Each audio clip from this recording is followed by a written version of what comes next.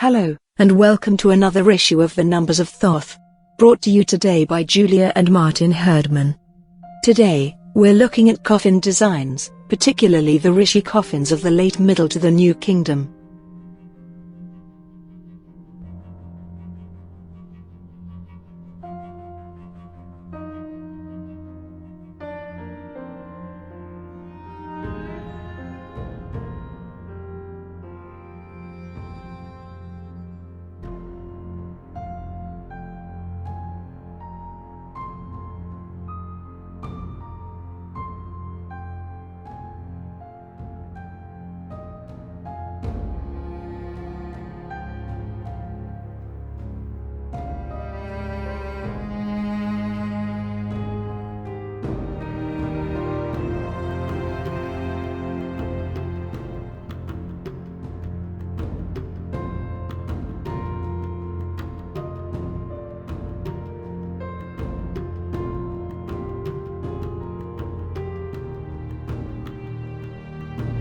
Rishi coffins are typical of the Egyptian Second Intermediate period, circa 1650 to 1550 BC. The name comes from the Arabic word for a feather. During the Egyptian Old Kingdom and the Middle Kingdom, coffins were rectangular. The first coffins in anthropoid or human shape only appear in the 12th dynasty. These designs copied mummies showing a human head and the body without arms and legs as if they were wrapped in linen. The coffins were always in several sets, with the outer coffin being rectangular. The Rishi coffins can be divided into groups that differ in terms of time and iconography. The older group has a strictly geometric feather pattern with an ornamental character. The first row of feathers consists of round feathers without any internal markings. The second and third rows are more detailed, in a schematic form. In the case of the feathers, the quill, the shaft of the feather, the branches of the feather and the arc rays are recognizable, only the hook rays are missing.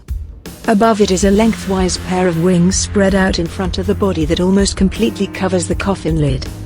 Above the feather structure in the middle runs a band delimited by a ladder with an inscription.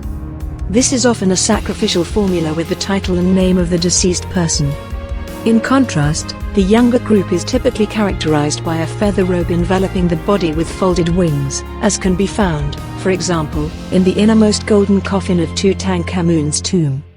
Above the wings is a narrow neck collar made of teardrop-shaped pearls on the breast, at the ends of which there are two fasteners in the shape of falcon heads. A pectoral ornament is attached to the falcon collar, showing a uraeus snake with a swollen breast shield and a vulture with outstretched wings. These symbolize the pair of gods Nekhbet and Uto and Isis and Nephthys. Falcon collars and uraeus vulture breast ornaments are also part of the mummy equipment used in royal burials in the 17th dynasty, for example, a pectoral or tiara.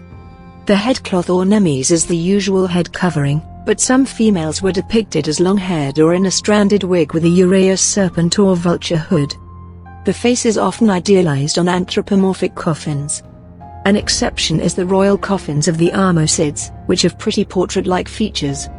Up to Amenhotep I, the faces show a fleshy chin shape and a unique eye shape, which are slightly tilted inward and have their largest opening at the inner corner of the eye. Depictions of Isis and Nephthys are often found at the base of Rishi coffins. Isis and Nephthys act as different manifestations of Nut as goddesses of conception and childbirth. The Rishi coffin thus combines two central themes of Egyptian belief in the dead, the heavenly ascent of the soul as Ba and the otherworldly cyclical rebirth of the deceased. These find an iconographic counterpart in the coffin as an anthropoid hybrid being as a feathered human body with bird wings. Furthermore, the Rishi motif symbolizes the union of Re with Osiris, the corpse, as the archetype of individual immortality. The plumage of the coffins is also an icon for the connection between the vulture, Nut, and the king's wife, as well as the falcon, Horus, and the king. During the New Kingdom, coffins and mummy cases could be purchased ready-made. Once purchased, the owner's name and titles could be filled in the blanks left in the inscriptions.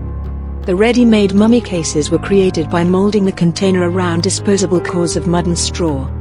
Depending on the period and the wealth of the individual, it was fashionable to be buried in either 1, 2, or 3 different coffins. Multiple coffins would be nested one inside the other. The Book of the Dead says, "Raise yourself up on your right side, lift yourself up on your left side, for God will open for you your blind eyes, he will straighten your bent knees, and there will be given to you your heart which you had from your mother, your heart which belongs to your body." If you have enjoyed today's video, please don't forget to hit the like button. If you want to know more about ancient Egypt, and don't want to miss another episode of the Numbers of Thoth, then don't forget to subscribe. Thanks for listening. We'll see you next time for another deep dive into the amazing world of ancient Egypt.